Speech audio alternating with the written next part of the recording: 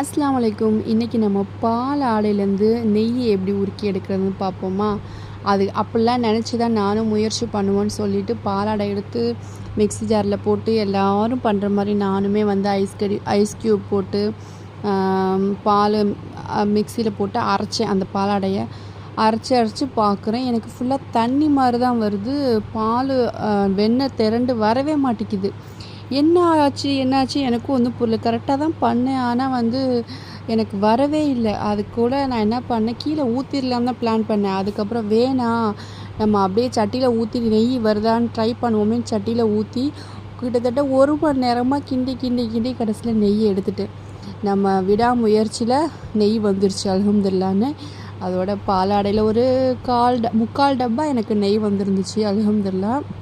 நான் வந்து 1/2 லிட்டர் தான் பால் வாங்குவேன். அதில் எடுத்த நெய் தான் இது. 1/2 லிட்டர் பாலை ஒரு 3 வாரமாக சேர்த்து வச்சு எடுத்த நெய் இது. பரவாயில்ல.